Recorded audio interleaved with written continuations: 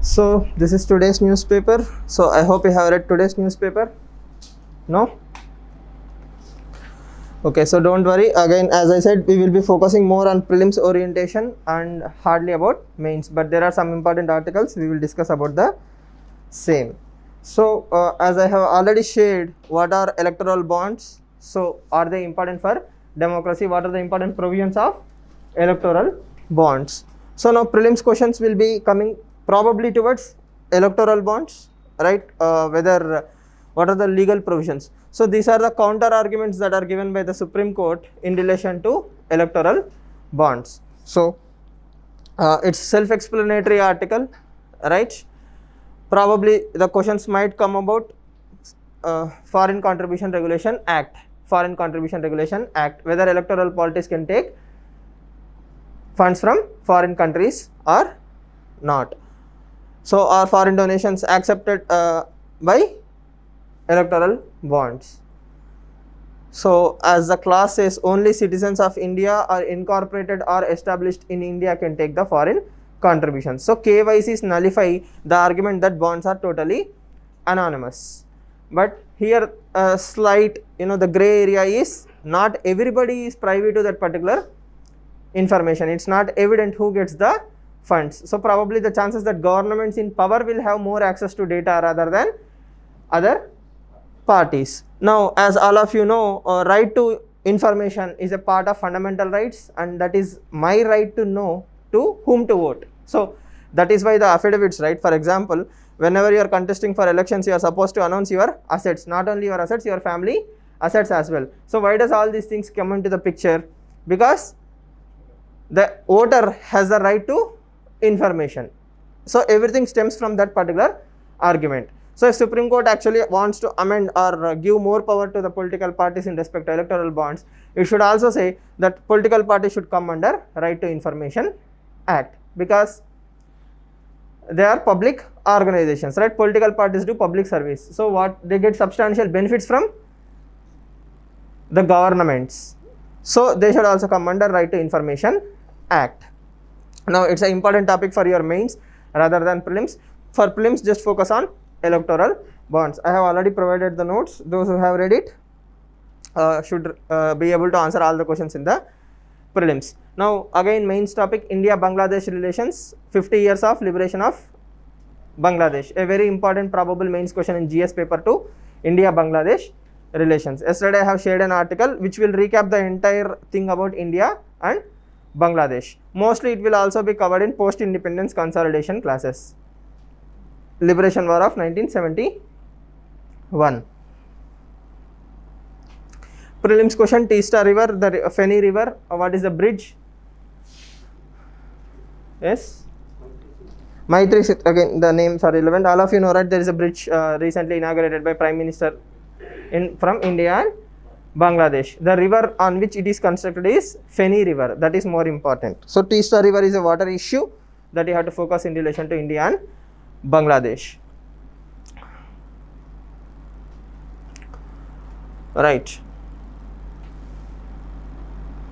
So you need not go into the discussion of corporate governance, but you can use this particular article for ethics purposes, corporate governance. So the most important thing being National Company Law Appellate Tribunal, NCALAT. It flows from Companies Act 2013. Yes, National Company Law Tribunal flows from Companies Act 2013. That is all you have to remember from that particular article. For ethics purposes, we will discuss it when we are discussing the ethics classes, corporate governance. Ethics are very important in business. Now, this is also a mains topic for social justice, but the important topic here is Prohibition of Employment as Manual Scavengers and their Rehabilitation Act 2013. Yes, Manual Scavengers Act. So you have to know the provisions of Manual Scavengers Act. So two people entered a septic tank for cleaning it. It is totally prohibited under the law. Nobody should enter the septic tanks or the drainage systems without proper protective gear, that too without government's permission. So all such things are already mentioned under Manual Scavengers Act, Rehabilitation Act. So the term manual scavengers is very important because in most of the government schemes by default they are considered as BPL or as beneficiaries. So even in socio-economic caste census 2011, if you are a manual scavenger, by default you are considered as a BPL family. You are eligible for all the benefits. Here the case is not the manual scavengers were actually entered.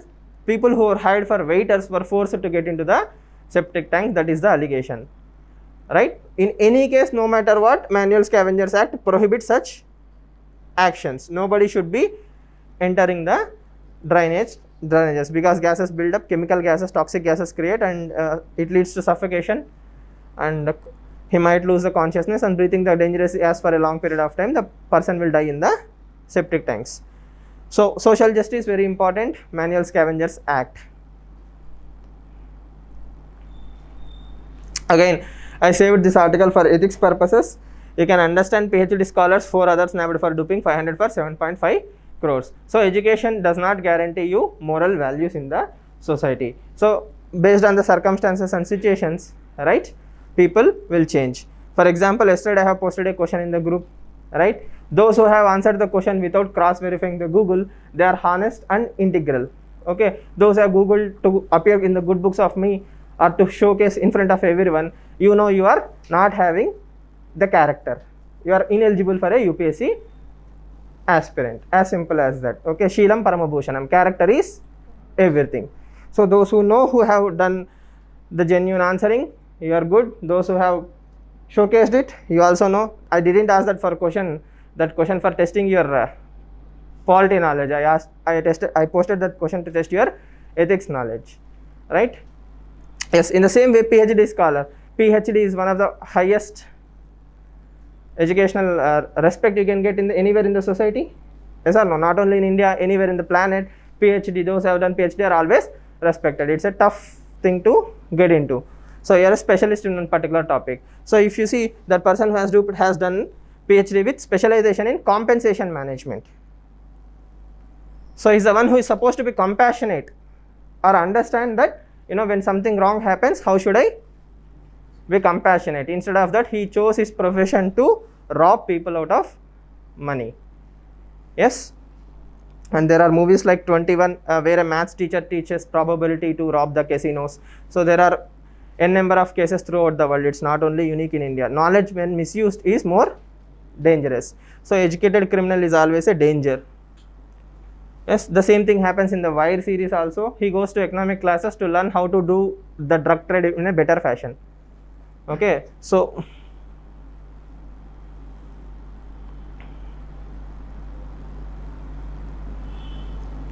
prelims question again, FAME scheme, faster adoption and manufacturing of hybrid electric vehicles. It's a bit old current affairs, but FAME 1 and FAME 2 are related to electric vehicle policies.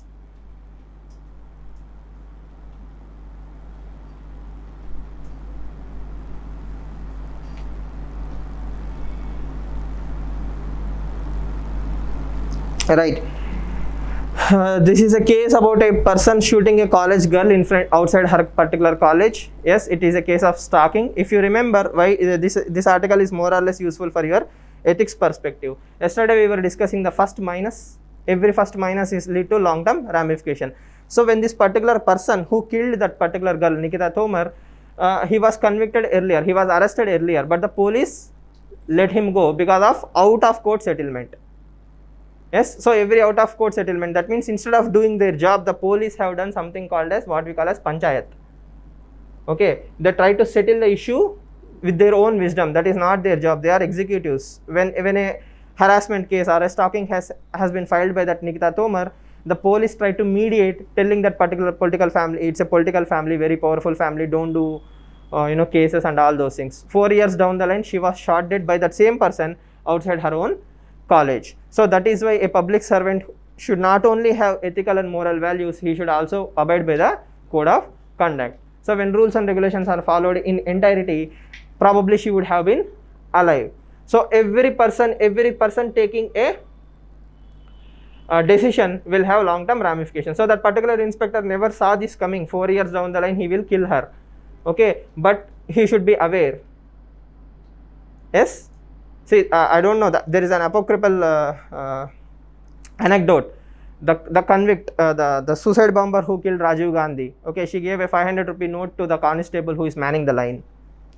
Okay, I'm not sure it must be fake or it must be true, but the thing is 500 rupees note to break the line. Like police will be barricading, right? So when the prime minister is walking, she gave a 500 rupee note, he gave a 500 rupee note. So she gave a 500 rupee note and crossed the barricade, and that led to the death of a prime minister of the country. So 500 rupees corruption, if it is a true story, right? But sounds plausible. Yes, in the same way, every person who is not stop doing the job for the first time will have ramifications. So if we can take it as a case study and implement it into the society, probably every stalking case must be taken seriously. You can argue, sir, why should I have the hindsight? 4 years down the line, what will happen? Is it my problem? Yes, but not doing job is your problem. Right, colorful. Yes, dormant parliament fading business.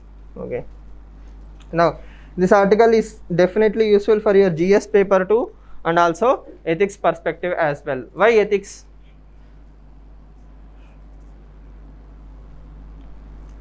Because not doing your job is also a form of corruption or moral abdication. Yes or no? Not doing, being silent at the right time is also danger for the society. So you can say the last two prime ministers, or the present and the last prime minister of India, both are not corrupt. They have a very good personal image. But if you take Prime Minister Manmohan Singh, him being silent on his cabinet colleagues is also a form of corruption. Yes or no? When A. Raja is doing the 2G scam, his inability to fire A. Raja because of the coalition dharma. That is the term he has used. Coalition dharma, not drama. Coalition dharma. Dharma means what? There is no universal definition of dharma. Dharma is a uniquely Indian concept. You won't find an equivalent term in English for dharma. Yes, so that is the beauty of dharma. There can be so many dharmas. Just like ethics, there is no universal definition. Okay, so coalition dharma. Dharma means I have to uphold the values of my coalition agreement even at the cost of the country's growth. Right? Now, if you take this particular article, he is critical of the present government and the past governments, and he is critical of the overall parliament functioning rather than any one particular government. If you want to start, we can start with this. Like first prize. In 2008 monsoon session, 2008 only I think, yeah, in 2008 monsoon session, 8 bills were passed in Lok Sabha within 17 minutes, a marathon. Okay, so that record is very hard to break. So going by that standard, whatever the present government is doing is very legible. Yes or no? There is an idiom in Telugu, "Ye chettu lenappudu amadam chettu mahavruksham." Okay, and that means when there is no big tree to protect you, even the smallest act of goodness is heroism. Okay, so compared to that, moral corruption or moral abdication, whatever we are doing right now is considerable, legible or legal or better, right? And this is what we call as people who live in glass houses cannot throw stones at others. So if Congress is doing this work, then they cannot have the moral authority to blame BJP. I hope you understand. So, but who are the ultimate losers? The ultimate losers are people of the country. Why? Why is it people of the country are suffering? Sorry? The last one in the line is the one who is affected by the law which is made by again, that is a problem, right? The last man in the line doesn't even know that all these things are happening and there are no immediate ramifications. Yes or no? As long as there are no immediate ramifications, it is very difficult to judge the ethical standards or moral standards. So what is wrong by passing a bill to increase FDI from 49 to 74%? So you cannot humanly argue that this is a problem immediately. So what is the problem with creating a DFI? Yes, so the bill was passed within 3 days of the argument. So you can morally argue that I said it in the budget February first week, February only, right? So now I am passing it. There was ample time, and DFI is not a new concept. There are already DFIs in India. Now you can say the same thing with mines and minerals. So if we want to grow, we need more freedom to do business. So what is wrong in all these scenarios? Among all these gray scenarios or near white scenarios, okay, you throw in the Delhi bill. Yes, see, this you cannot morally argue, this you cannot argue, this you cannot argue, but this you have to morally object. This is totally wrong, right? But when I throw 10 things between one thing, the common man doesn't have an argument. So if I have to attack the particular government, they will say what is wrong with this, what is wrong with this, what is wrong with this. But there is definitely wrong with this. So by debating so many wrongs, we are diluting the actual wrong, right? It's not deliberately planned, but that is how democracies work, right? Because we have so many targets to achieve. Yes, you take either farmers bill, Aadhaar bill, or he argues, right, money bills are being projected as money bills, bypassing the Rajya Sabha. So what is wrong with that? Tomorrow Congress will do the same. At the end of the day, the entire relevance of Rajya Sabha is gone. Yes, money power is gone with the states. Yes, so if tomorrow what happened in Delhi can be done to any state, see what has been done in Jammu and Kashmir, that governor is the de facto authority. I can break the state, so I can create a union territory out of any state. Yes or no? Any problematic districts can be converted into union territory and they can be directly brought under my control. So who is stopping me from doing that? But Constitution says India is an indestructible union of destructible states. What is wrong with that? There is nothing legally wrong. Due process has been followed, right? See, if before Maneka Gandhi, what was our crying? What was our collective, lament? We only followed procedure established by the law. Due process of law was not followed. So after Maneka Gandhi case, we made sure that due process and procedure established by the law, constitutional obligations are fulfilled. So all the bills are passed in line with that particular argument. So you cannot say anything. But the ultimate victim here is constitutionalism. The entire principle of parliament is what? Having checks and balances and accountability mechanisms. So that accountability mechanisms are being diluted, not only by the existing government, all the governments. See, from Nehru all the way till Prime Minister Modi, every government has done more or less the same thing. Yes, so what do we need to do? As we were discussing yesterday, cleaning the room is not throwing everything into the closet. So all these are structural reforms. So that is where he focuses on. See, the first 4 columns are self-explanatory, right? The last column can be debated or discussed. Why is it important? What should be done? For example, a minimum mandated time should be there for every bill's introduction and passing. 15 days minimum gap should be there between the introduction and passing of the bill. Yes, and every bill has to be discussed minimum for this many hours. Okay, this percentage of parliament should speak for this percentage of minute. Every political party should have at least, let's say, 10 minutes of say on every bill. Yes. So, but some bills might have common consensus or common need. Still, they can be debated, right? Yes. Also, sir, all the bills should go to the department related. Standing committees. Okay, at least this percentage of the bills should go to standing committee should be the ramification. Yes. Second, consensus is not a wrong thing, but you have consensus outside the let's say BJP and Congress are having a consensus on passing a bill which allows foreign contribution for political parties. But inside the parliament, I need to know merit. Why you should be left out of the FCRA, while other NGOs are not allowed under FCRA? Because I am making the rules, I cannot create my own favorable rules, right? So I should know when you discuss it in the parliament. Yes, I will know whether it was worth or not.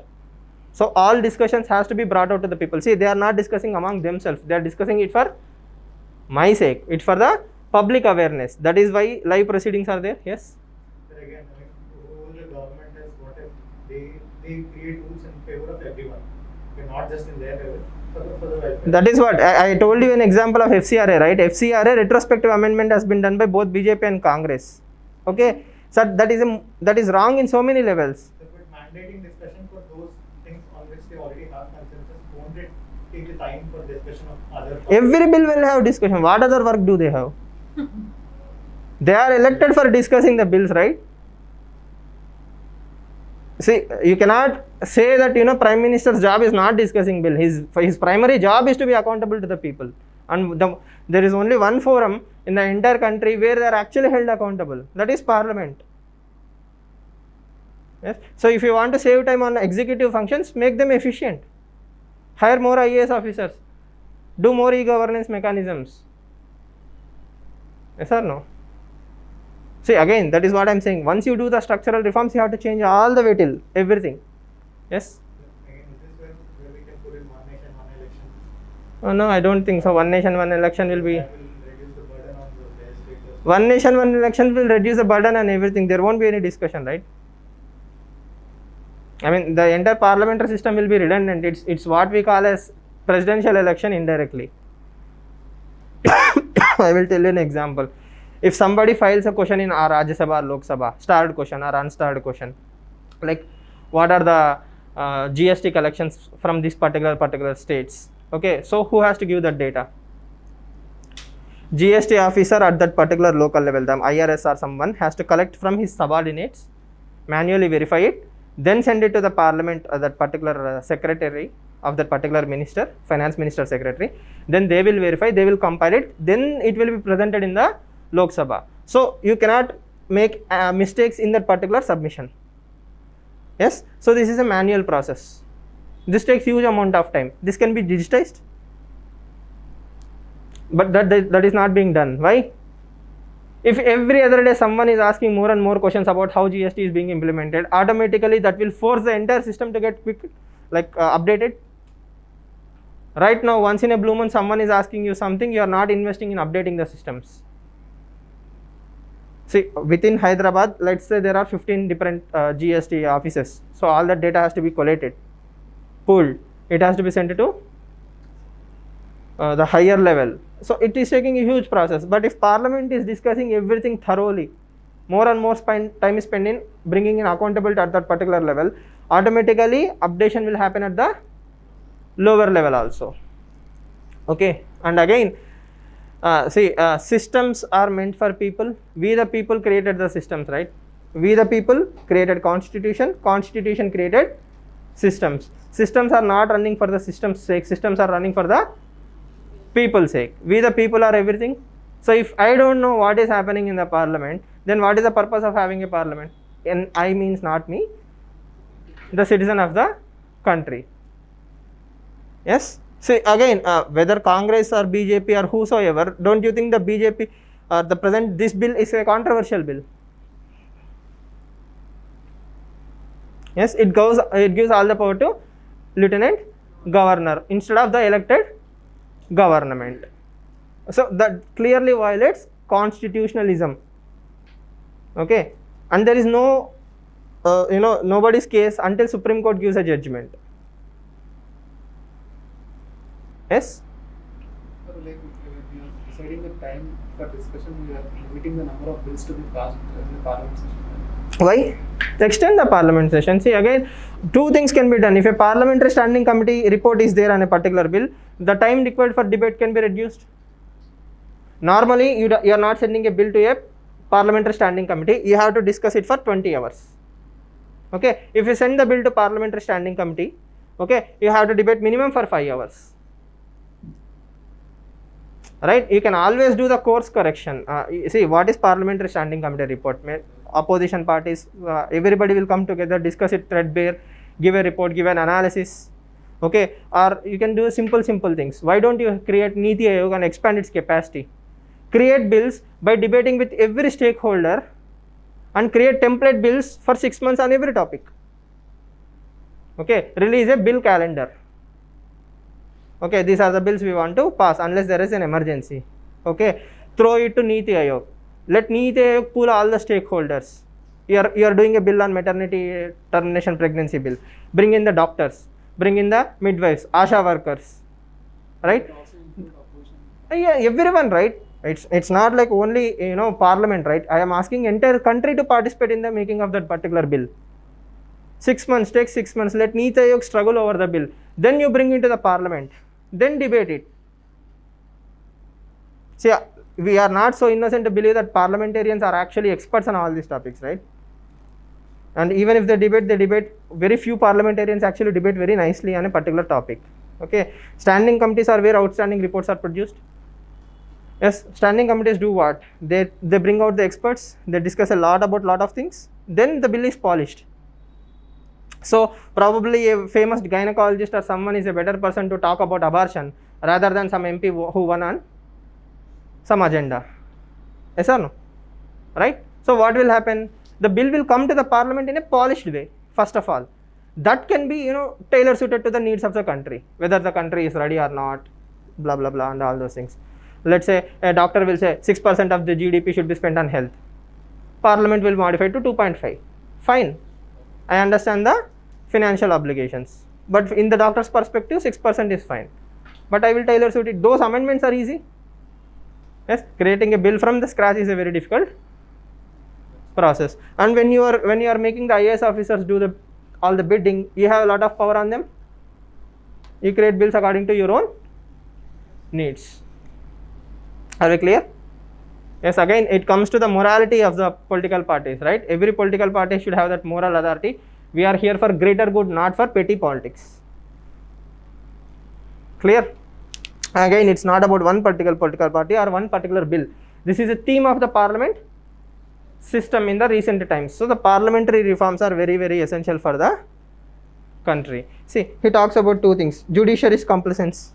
Judiciary is not discussing whether what kind of bills can be passed as money bills. He also discusses about absence of deputy speaker. What is the reason you have Lok Sabha? To discuss, right? If there is no speaker, what will you discuss?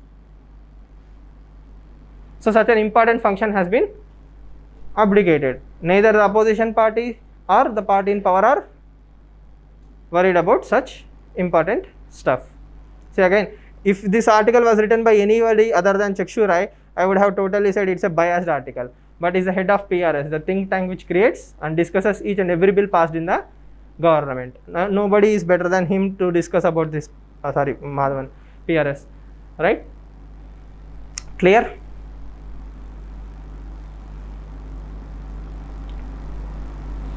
No. Kettle calling the pot black, right? Yes. Now this is about the transparency or lack of it in judiciary. So there was a few days ago there was a fantastic article by some Mumbai based lawyer in Hindu. She also lambasted the entire judiciary, right? So she blamed the judiciary for not being transparent, for creating opaque systems which are hurting the entire systems. So there is an idiom in English which says, the Caesar's wife should be beyond doubt or beyond reproach. That means you should not only appear like you are doing justice, you should definitely be doing justice. So if the Chief Justice of India is being accused of corruption, tomorrow if he takes a decision which is in favor of that particular political party, any political party, right, will people have trust on the system? Yes or no? There is again one more idiom in Telugu which says, when you drink milk outside the alcohol shop or liquor shop, okay, people will still assume it's alcohol. Yes or no? Kallu dukanam mundu paalu taginattu. Okay, that means you drink milk outside a alcohol shop and it will appear like you are drinking alcohol. So in the same way, if the CJI designate Mr. Ramana, if he gives a judgment in favor of, let's say, BJP or against YSRCP, purely based on merit, like 110% purely based on merit, a judgment is given, people will still doubt there is some underlying setting between him and the parties. Yes or no? And he is also master of the roster. He decides to get which case should go to whom. You open an entire Pandora's box, right? So not only this particular case, 10 more cases might come in the future. So the best case forward for Supreme Court is what? To create a legal mechanism which says these are the merits and demerits of that particular case. Subject to term, right? Judiciary won't even entertain that. See, again, you bring facts to before me, then only I can give certain judgment, right? So executive will give some details in a sealed envelope. How do you measure efficiency of that?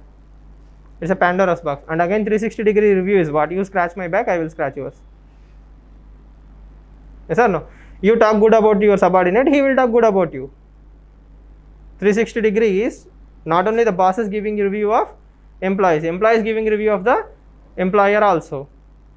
So it's an unwritten contract, right? You give me 4-star, I will give you 4.5. Have you ever seen a ARC annual review report less than 9? I haven't seen. Clear? Yes. And those details you brought under RT. Which? This one. Yes. So again, he talks about it, right? There is a 2003 judgment which says it is for the eyes of CJI only. So the argument here is any discussion that is happening in collegium or in judiciary, if I say, let's say Srinidhi is a judge, if I say something wrong about her, the future judgments given by her will also be considered through the same lens. So her reputation damaged once is damaged forever. So that is why opaqueness is protecting the integrity of the judge or image of the judge in the eyes of the people.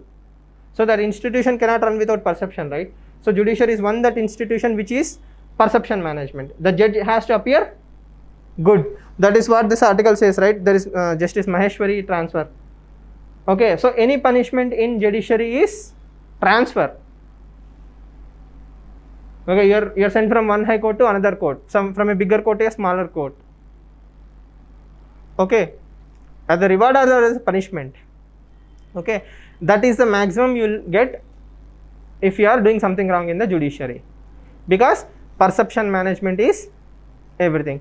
So in simple language, if I have to tell you, if you are a sugar patient, you develop a gangrene, basically your hand or leg is chopped off, right? I mean, operated. Yes. Okay, so normally that is the power of gangrene. So judiciary, let's say this hand is getting corrupted, okay, it has the power to push that gangrene into a thumb. So instead of removing the hand, it is saying it's okay, just the thumb is the problem. So go to Assam High Court. Yes or no? So I am just transferring you from part A to part B. It has a power. Unlike the mere mortals, it has the power to shift the gangrene to the places it wants to be. Yes, the face is clean. As long as the face is clean, everything is fine. So we Yada Raja Tada Praja, right? We learn the art of cupboard cleaning from judiciary. Yes, fire accident in Mumbai, COVID patients. As all of you know, the disaster management. What is the solution?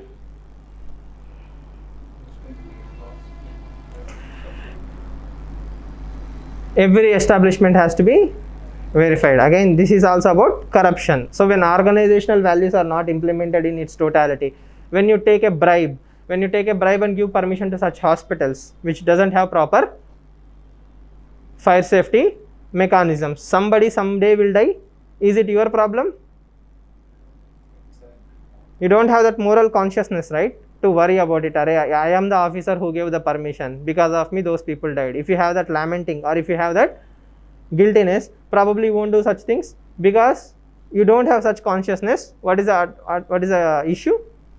You don't feel or think twice to sign that particular file. So as simple as that. So that is why I told you individual consciousness is very, very important for overall public administration. So if you have that consciousness, all the CCTV cameras in the world, all the laws in the world cannot stop you from doing a crime. But if you don't have that, but if you have that consciousness, you don't even need anyone but your own consciousness to be honest, right? To at least know the difference and enter into the civil services. That is why ethics syllabus has been introduced.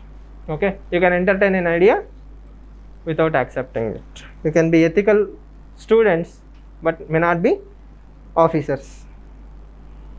Are we clear? Yes. The same story, I don't want to repeat 10,000 times, like NDMA has to be implemented better, every hospital has to be checked, blah blah blah. Hindu has lost its mind somehow. More political articles, as if people will read Hindu for politics.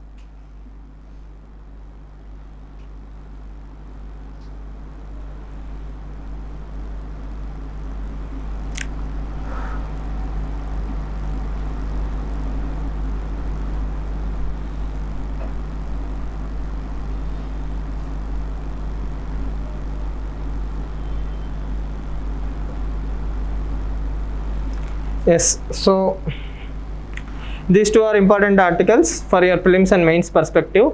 So the principle of non-refoulement. The principle of non-refoulement. What is principle of non-refoulement? How many of you know? Refoul. REFOULMENT. Refoulement. Non-refoulement. Yes? Once a refugee enters your country, you Hmm. cannot send him back if he is proving that present threat. To his life. So non-refoulement means it's an obligation on the country who has the refugees to not send back the refugees, knowing very well that they will be killed. Okay, see, refugee, the moment you say refugee is what? He does not have a refuge. Yes, he is escaping from certain threat, either climate, his home is sinking, or he is being killed because of his who he is, like caste, creed, religion, or ethnic, or so many things, from Hutus to Tutsis to Rohingyas to everyone. You can see refugees throughout the world, Yemen, Syria, so many places. Now Rohingyas are people who came to India and Bangladesh escaping from Myanmar. So there are two ways: national security versus non-refoulement principle. So India is not a signatory to a refugee agreement and also protocol. Okay, India is not a signatory to International Refugee Agreement 1951 and Protocol 1967. Okay, but the thing is, in multiple places, UN human rights or other statutory obligations, all these places says that non-refoulement is an important doctrine. Non-refoulement means you cannot send someone back. But at the same time, government is arguing that we don't want to be the capital of refugees. We don't want to be the capital of refugees, right? Tibetan refugees are there. Sri Lanka, the Tamil refugees. Yes, Afghanistan, Bangladesh, Pakistan, Nepal probably sometimes. But again, we have open border with Nepal. But worst case scenario, Nepal and Bhutan anyhow we have open border. Myanmar, right? So India cannot be refugee capital of the world, but at the same time India cannot abdicate its human right principles. So where do we draw that line? Government is very strict, saying that we don't want Rohingyas to stay in the country. If the Myanmar government is saying we will take them back, we will happily send them back, but that is again a grey area. Yes or no? See, if CA is implemented, if you found Bangladeshis, you can send them only to Bangladesh. Yes or no? You cannot send them to Pakistan or Myanmar. You can send them only back to Bangladesh. But for that, Bangladesh has to accept. In the same way, if Myanmar accepts them, and if tomorrow they are killed, is your consciousness clean? So that is the moral question here. Again, it's nobody's case to argue national security versus human rights. If there is a question always about human rights and national security, what will you choose? National security. Sindhu, don't you want scores? Ethics paper we should write human rights. GS paper too, you write national security. Good, smart people. We should also incorporate the UN right, UN Ratifications. Fundamental right, Article 21. Right to life with dignity, right? So, but if we incorporate them into the picture actually, so they will fetch a better solution. See, that is a line said by Chief Justice of India. Think about it.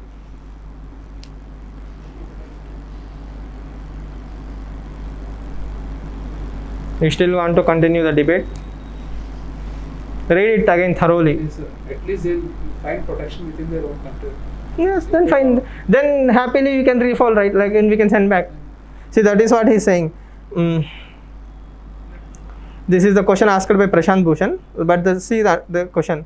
The mere fact that another country wants them, Rohingyas, back, and you want to give them is not enough. Okay, you cannot send anybody to place where they can be killed or subjected to torture. So we are skipping these last 4 lines. So till this point, both CJI and Bhushan are in agreement. Myanmar is asking, okay, if you want to send Rohingyas back, we are happy to accept them. Till this line, it's 100% moral. This is a gray area. This is hypothetical. They may be killed or tortured, or nothing may be done. So if something is done, I didn't see that coming. That is my plausible deniability. So my consciousness is clean. Yes? So, but the very fact that they came, the very reason that they came here was the threat of life. How do we consciously take that, say that we didn't see it coming? Other side of the coin, tomorrow one of them is radicalized and detonated a bomb blast. Will you take the moral responsibility?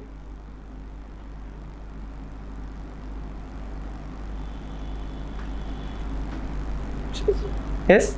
One point we are allowing people from 3 countries who are persuaded, and at another point we are sending to people who are already in the country and sending outside them. How will you justify? National security. So we are taking the people from the 3 countries who are From different religion. Shia explicitly says, right? I am not allowing Muslims. yes. So here they are all Muslims. So chances of radicalization is high. National security. It's a hypothetical question. Because people get converted into Hinduism. Gar wapasi. I mean, will they be accepted as citizens given the due procedure? Chances are high. But will they? Hypothetical. Yes, okay. Yes, national security. The moment I say national security, you cannot debate. Yes or no? Okay. So for 40% of RTA rejections. So there is a provision in RTA Act which says if you are rejecting an application, you have to give the reasons why that particular application has been rejected, and it will also give you appellate authority. If you are not satisfied with the rejection, you can go for higher appeal. Yes, so that is the important provision you have to remember, and you cannot blame the government for rejecting trivial RTIs. What is the favorite breakfast of Prime Minister Modi? That is not an RTA to be replied. Yes, its suo motu should be available in his own personal website. No, okay, yes. But the thing is, people do file such trivial RTIs, wasting the time of the executives. So RTA should be reserved for important things. The best way to reduce the load of RTI is suo motu updating of data. Yes.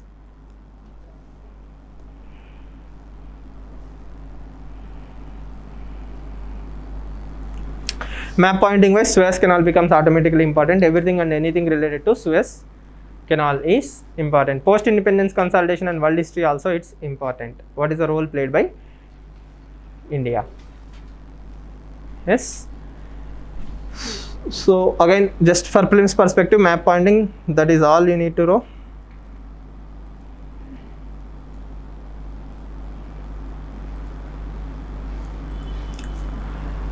Yes, there are 2 articles. One is about female labor force participation ratio. The other one is about non-fungible tokens. So most expected question is about either Ether. Like we know Bitcoin, right? Bitcoin is one form of cryptocurrency. Ether is also a very famous cryptocurrency. And from Jack, the Twitter founder Jack sold a tweet. From there onwards till n number of paintings, GIFs, so many things are sold in the world through NFTs, and people are making a good amount of money, right? So prelims wise, what is fungibility? What are fungible, what is fungibility? What is exchange system, right? What is the difference between fungibility and non-fungible tokens? Okay, so what is the technology underlying them? Last year only we have seen 2 questions. One is about Bitcoin, the other one is about blockchain and cryptocurrency. So probability is very, very high that some question will come around NFTs. Okay, now in this particular article we will probably use it for essay rather than any GS paper. Science and Tech NFT. Okay, I have shared a video also in the group. You can watch it, you will get a basic idea, right? For overall perspective, just use it for essay. Earlier, if I'm an artist, I have to get the approval of certain gatekeepers. Let's say this particular house is selling the art, then that is a very good art. You are not even allowed to showcase your art. There are so many entry barriers for artists throughout the world. Thanks to NFTs, I can be anybody, I can sell anything from anywhere. So my creativity, in my sense, someone will appreciate. As I told you, the green hair example. So people who love green hair might be out there, but nobody provided them with green hair. Now people might get the opportunities. So you can write a letter, you can write a drawing, you can paint a drawing, you can create an art. Yes, you can create a GIF, anything. Probably memes can also be sold. Right? Some people are very good at meme creation. Some people become memes. Some people are good at creating memes. Yes or no? Yes. So science and tech perspective, please remember what is NFT. If you don't answer that question in the prelims hall, the only person who should blame is yourself. What is non-fungible tokens? It works on the principles of bit blockchain technology. As I told you yesterday, it's about trust. If I say I created that art, I am the sole owner of that particular art. Here prelims question is female labor force participation ratio. They will give you 4 options. Which of these is reason for increasing or decreasing of female labor force participation ratio?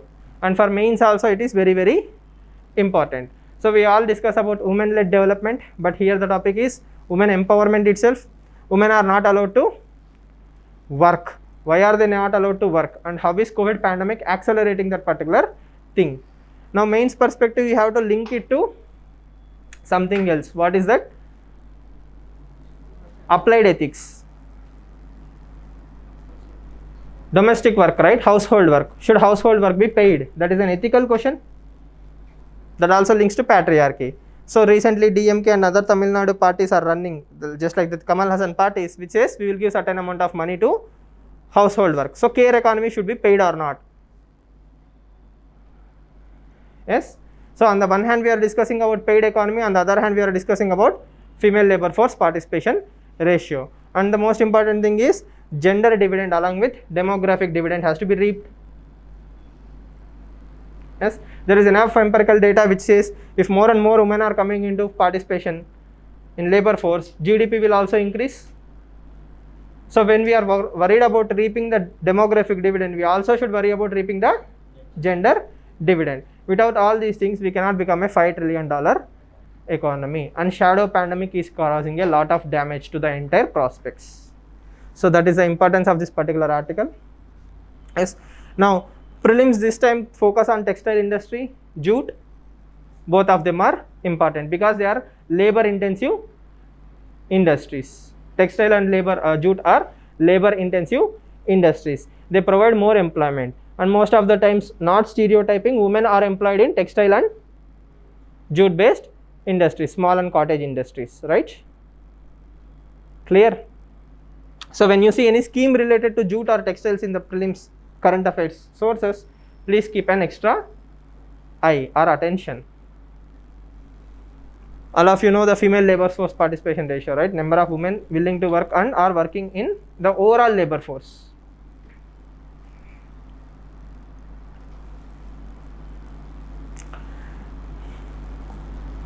There is one more article on net zero, proceed with care. Yesterday there was an article in favor of net zero. Today there is an article against net zero principle. But as we have discussed this article, I don't want to go into the details. The simplest argument is this. First, net zero does not mean reduction of carbon. If I am saying net zero, that means whatever the present levels I am maintaining, more or less it will be balanced. I am doing bad and good at the same time.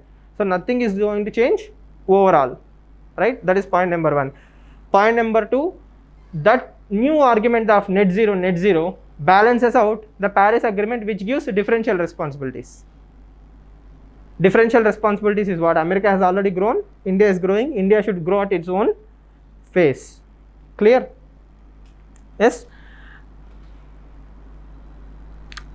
If India gives into this particular argument of net zero by pressure of European Union and Western countries, it will lose its advantage to negotiate. So India should not fall into the trap of net zero. but we should take advantage of such discussions to get more funding, more technology, and grow at our pace with more clean energies.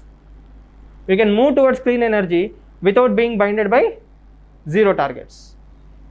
Okay, that is the crux of the entire article. We have discussed it multiple times. So that's it. There is an article about tuberculosis. As I told you, TB is very, very important for prelims. Very easily available in any source, not something new. Right. So spend time on NFT, parliamentary standing committees, and one prelims questions that can be expected is, if a union territory has to be created or removed, a constitutional amendment is needed or not. If needed, is it special majority or simple majority?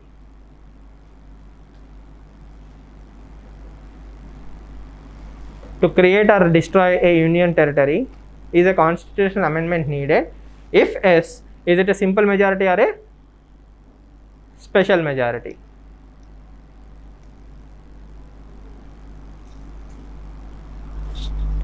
Right, thank you.